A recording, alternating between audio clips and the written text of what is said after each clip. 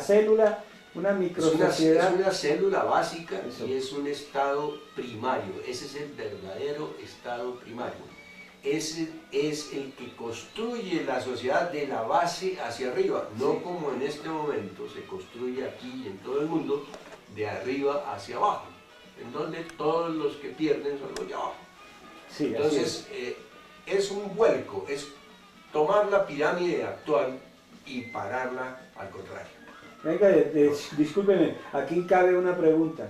Esa microcélula, como usted le llama, la básica, ¿ellos es una organización completa o no importa que no tengan, digamos, una repartición de las distintas tareas que debe llevar toda organización ya macro?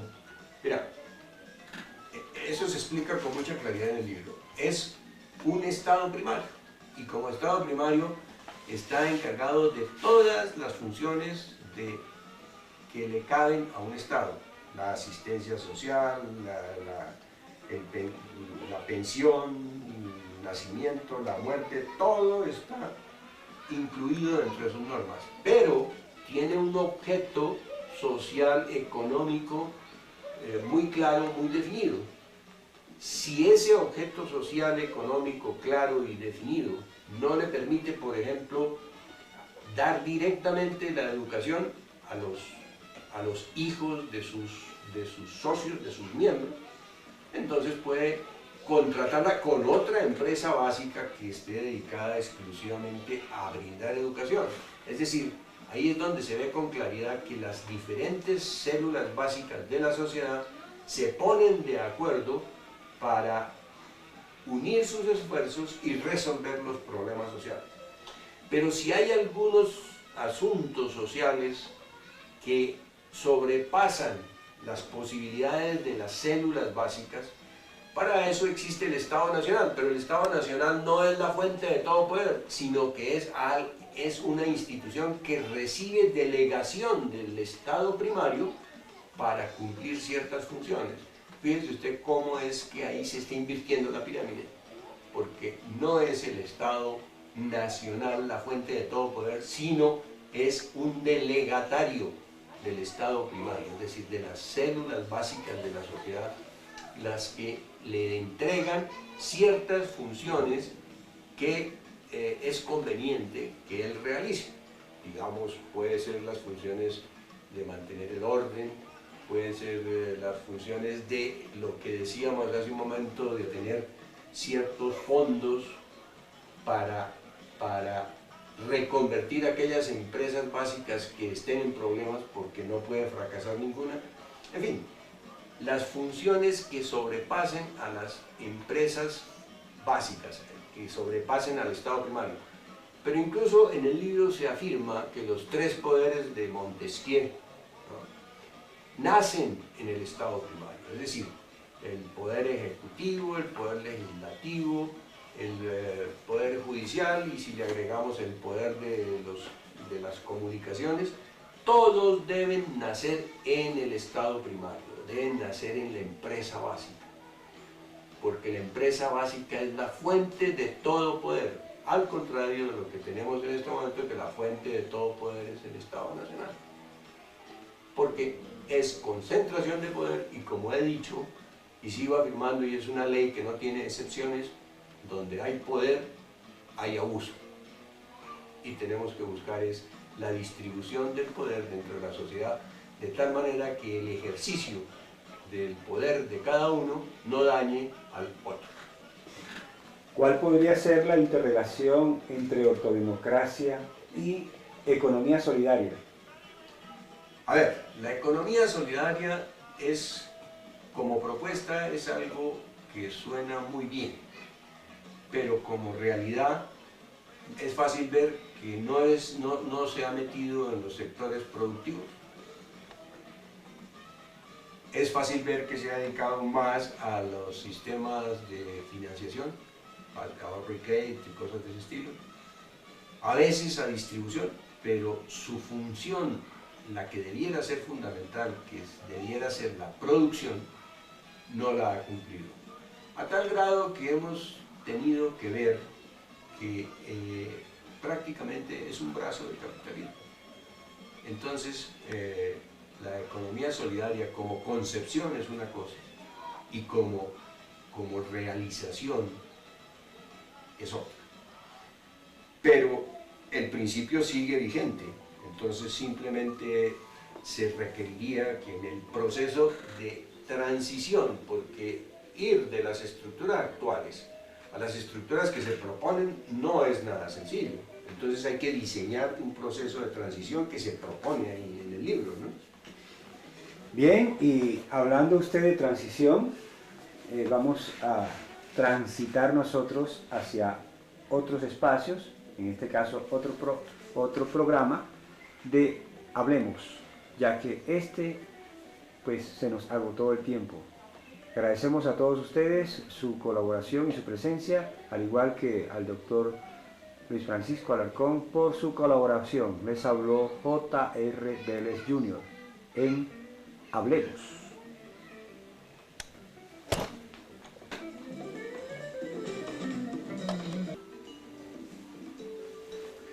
Comenzamos un nuevo programa de Hablemos. Conduce J.R. Vélez Jr. Esta vez con la colaboración del profesor Luis Francisco Alarcón Matiz, quien nos colaborará para terminar con la descripción que se le está haciendo del libro La ortodemocracia. Profesor, bienvenido nuevamente. Gracias. ¿Qué más sigue de todo lo que se ha hablado en programas anteriores de la ortodemocracia?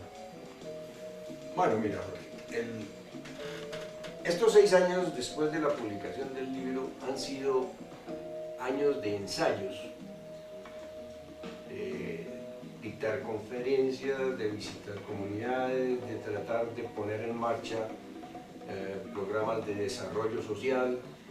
Se han hecho intentos por diferentes lados, tratando de encontrar el camino para que estas ideas empiecen a tener fuerza. Un hecho fundamental es que nos hemos apartado de las costumbres políticas tradicionales. No nos hemos puesto a buscar crecer como partido siguiendo las pautas habituales en nuestro medio. Simplemente hemos llegado a la conclusión de que es necesario educar a la gente antes que cualquier otra cosa. Antes que reprimirla. Porque la gente manipulada es la que llevan enlazada los políticos a través de la manipulación a que voten en contra de sus propios intereses. Entonces nosotros sabemos que si no hay educación de la gente, no hay futuro. Tenemos que tratar de que la gente aprenda a entender qué es lo que está ocurriendo dentro de la sociedad y qué es lo que le conviene. Porque resulta que votan a favor de todos aquellos que le traen el tamal, que le traen la oferta de beca, que le traen la oferta de empleo, que le traen la botella de ron. Y a pesar de que todas las veces les ofrecen el cielo y la tierra, cada vez están peor. Porque es la realidad. Colombia es un país en decadencia, es un país en estado de descomposición permanente. Y sin embargo la gente sigue haciendo lo mismo. ¿Por qué? Porque no tiene educación, porque no sabe evaluar realidades y no sabe tomar decisiones sobre su destino. En algunas de las conferencias que he dictado, he encontrado, cuando hablo del mandato, por ejemplo, que intelectuales muy prestantes de Colombia no tienen una noción clara de lo que es el mandato y consideran que es simplemente aquello que se manda desde arriba hacia abajo, cuando la noción democrática es exactamente lo contrario. La noción democrática es que los mandatos se hacen en la base, pero resulta que nosotros no podríamos llamarnos democracia porque en la base social colombiana nunca se hacen los mandatos. Simplemente los mandatos los hacen los políticos allá en sus conciliábulos y dicen qué es lo que les conviene para sus intereses personales y buscan la manera de manipular las conciencias del pueblo para que el pueblo vote por esos mandatos que solo le van a convenir a esas minorías. Entonces... Disculpe, ahí cabe una pregunta. Entonces, usted, teniendo en cuenta ese panorama, o teniendo claro ese panorama, y obviamente con una herramienta como es la ortodemocracia, la instauración de un partido, de un movimiento, como se muestra en el libro, ya se comenzó, es un hecho, es un proyecto, es una propuesta hacia futuro. ¿Qué es realmente esa propuesta del movimiento político? Pues la propuesta teórica está, y se han hecho los esfuerzos que te he comentado. Y hemos llegado a la conclusión de que debemos buscar los caminos para educar a la gente. Buscar los caminos, y es lo que estamos haciendo en este momento, y es lo que hemos venido haciendo, tratar de convencer a la gente, pero son la fuerza de la costumbre, de la dogmática que se le ha metido a la gente en la cabeza, es la que prevalece. Entonces la lucha no es sencilla, pero no se puede dejar de darla. Ahí estoy trabajando, y en este momento el proyecto que tengo está en que estoy abriendo una página para debatir estas ideas en internet, porque es un medio en donde se puede llegar a más gente sin que los medios masivos de comunicación obstaculicen la comunicación con la gente. Entonces, en eso lo estamos trabajando. Además, hay un aspecto muy importante. La página de internet no se referirá exclusivamente al caso colombiano, sino se referirá al caso internacional. Entonces, queremos abrir un debate amplio que participen la gente del foro social, por el lado de la izquierda, el foro de Davos por otro lado, que participen intelectuales de cualquier parte del mundo, etc., en que se hagan debates sobre puntos supremamente serios para que se vaya generando una difusión de estas ideas que se controviertan, y especialmente buscando que la gente reconozca las fallas de sus dogmas. Por ejemplo, hablar de las fallas del neoliberalismo, yo creo que debiera no ser necesario, pero es simplemente unas pocas familias llenas de poder represivo y de poder económico que están haciéndose al gobierno del mundo a través de las empresas transnacionales. Entonces ahí hay unas tremendas contradicciones, porque ellos necesitan ampliar cada vez más sus mercados, porque son supremamente voraces esas máquinas de producir. Por eso tenemos hoy una sobreoferta de mercancías en el mundo y una tendencia a que se bajen los precios. Pero por otro lado están sometiendo a los pueblos a que tengan salarios de hambre, a que se trabaje, a que le trabajen a las transnacionales, como lo hacen en China, con salarios sumamente bajitos, ¿no? Para que la gente, para que ellos se enriquezcan. Pero ahí está una contradicción tremenda. ¿Cómo hacen para hacerle llegar las mercancías a todo el mundo si la gran mayoría de la humanidad no tiene capacidad de compra? Entonces ya incluso escritores capitalistas neoliberales están diciendo: tenemos que ver maneras de que la gente tenga capacidad de compra, o si no se va a llegar un momento en que se va a frenar la máquina capitalista. Esa es una contradicción de un carácter profundo, y es una contradicción gravísima. Pero miremos el otro lado, miremos por ejemplo la contradicción de los movimientos sindicalistas que arman las grandes manifestaciones para solicitar que haya empleo, que debe haber empleo. Y están buscando sencillamente que haya más empresa capitalista, que es la que da empleo. Entonces, ¿sí ves cómo son las contradicciones en un lado y otro? Sí, así es. Profesor, ¿usted me podría resumir los fundamentos ideológicos de la ortodemocracia para mayor claridad a los televidentes?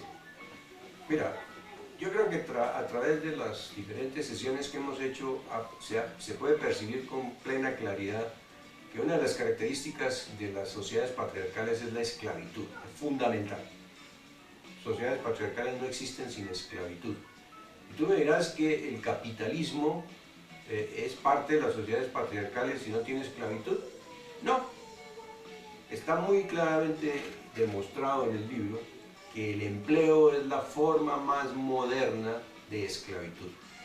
Entonces, uno de los fundamentos ideológicos es que no debe haber esclavitud. ¿Qué razón hay que sea valedera para que un hombre trabaje para otro hombre, esté a su servicio de otro hombre? No hay ninguna razón. Ese es el fundamento ideológico de la sociedad fraternal, que los hombres llegan al convencimiento de que deben trabajar fraternalmente unos para otros y otros para unos, sin que haya dependencias de tipo jerárquico ni de tipo esclavista. Entonces ese es un fundamento ideológico total.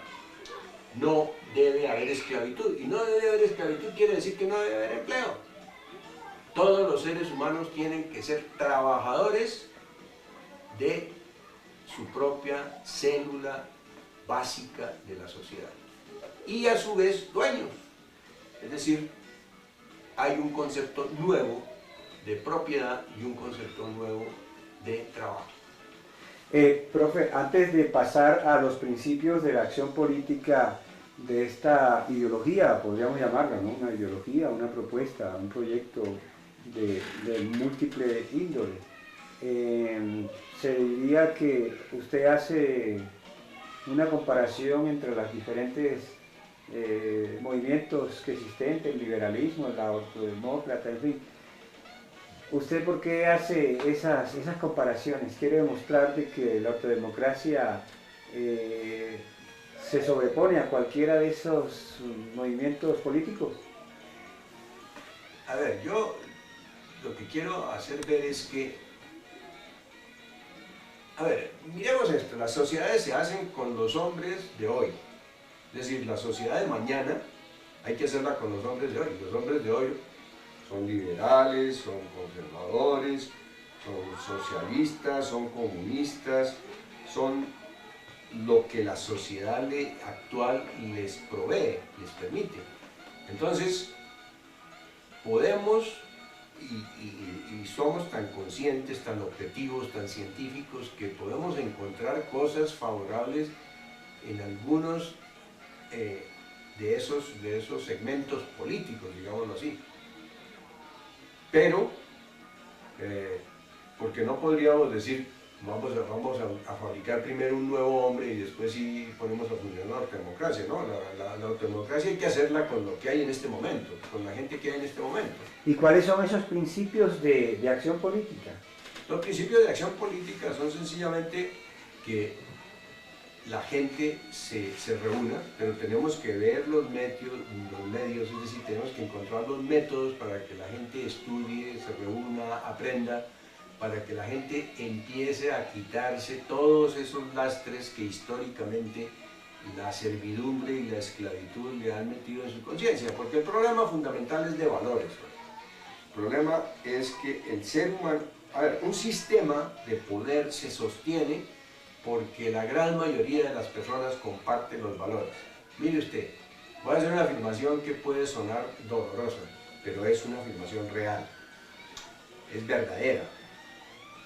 En la mente de todo pobre hay un capitalista en potencia. ¿Por qué? Porque le han sembrado los valores del capitalismo, o de otra manera el sistema no se podría sostener. Si los valores del capitalismo no los compartiera toda la sociedad, el sistema se caería, se derrumbaría. Entonces tenemos que cambiar esos valores, y cambiar esos valores es a través de la participación, a través de la educación, a través del diálogo, a través del intercambio de ideas, a través de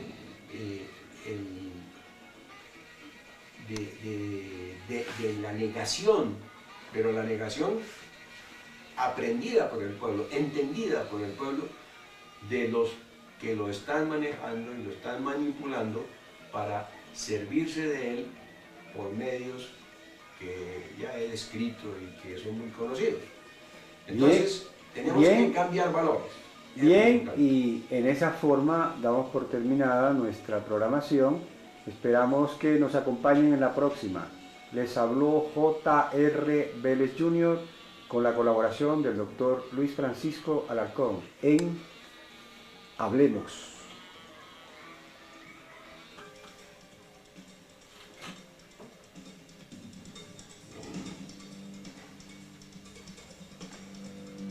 Nuevamente, Hablemos, el programa que ya es colección para ustedes.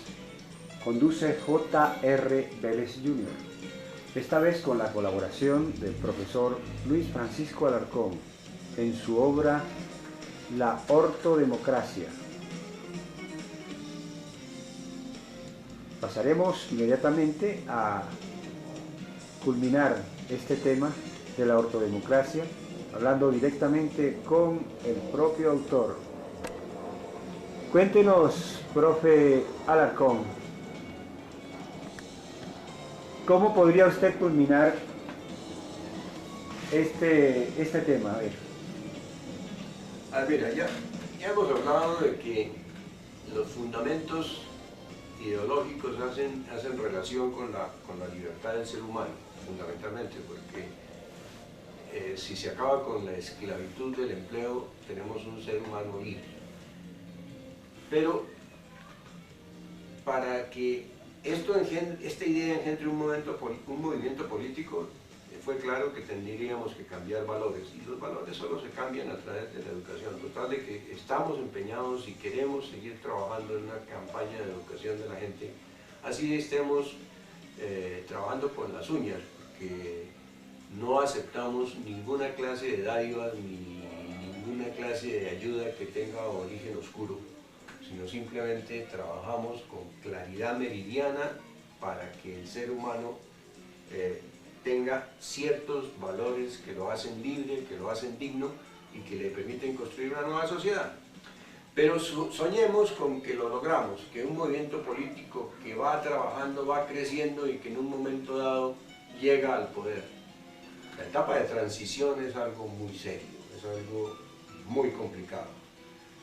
Por ejemplo, tenemos que nuestros socialistas son aquellos que hacen campaña como socialistas y llegan a gobernar como neoliberales.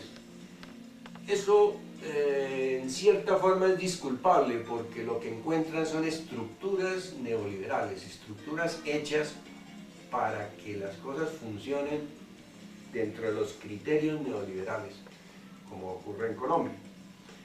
Pero también hay si esto es una disculpa para su conducta de que lleguen a gobernar como neoliberales, también hay algo que hay que darles duro, porque no tienen programas políticos a largo plazo.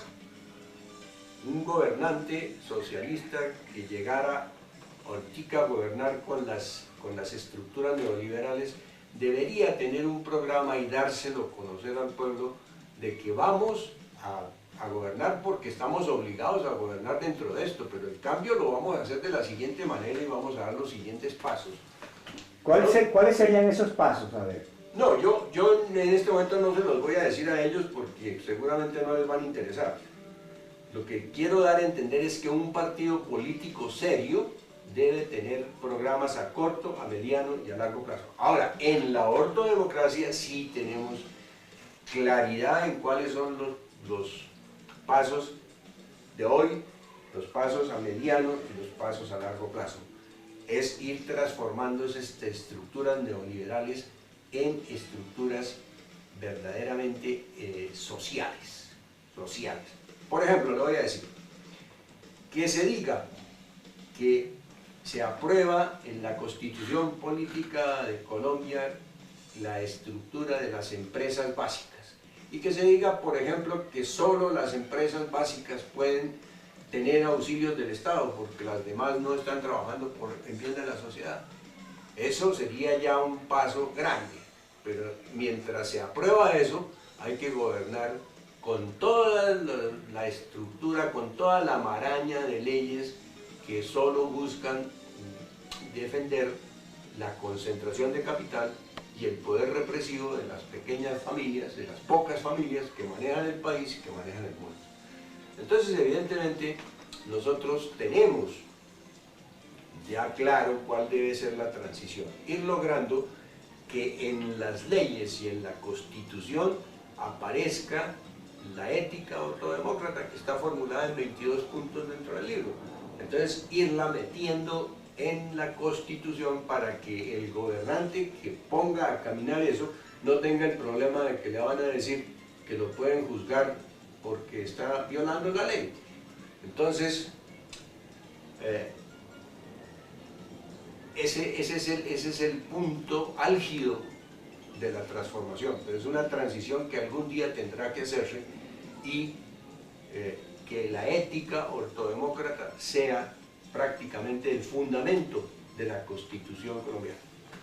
Disculpe usted, profesor Alarcón, Sí. en vista de que usted sabe que el tiempo en televisión es oro, ya nos estamos acercando en las postrimerías de este programa y quisiéramos que concluyera usted su tema haciendo desde el inicio hasta lo que acaba de decir un relato, es decir, en pocas palabras, ¿qué diría usted de la autodemocracia? El fundamento de la autodemocracia, ya lo he dicho, pero recapitulemos, es que el poder en todas sus formas esté distribuido de la manera más uniforme posible entre la sociedad. Y para que eso se logre hemos ideado un modelo cibernético, es decir, muy parecido al cerebro humano, de la sociedad, en donde las neuronas básicas son las empresas básicas, donde las neuronas son las empresas básicas, y esas empresas básicas, en donde no hay empleo sino trabajador propietario, esas neuronas básicas se ponen, digamos, de acuerdo, entran en relación con todas las demás neuronas que hay, que son muchas empresas básicas, y se ponen de acuerdo para resolver los problemas de la comunidad, de toda la comunidad, porque uno de los grandes principios es el principio de universalidad. Si la empresa básica que se define no cubriera a todos los ciudadanos de toda la nación, no serviría. Tiene que ser universal, tiene que cubrir a todos, sin excepción de ninguna clase.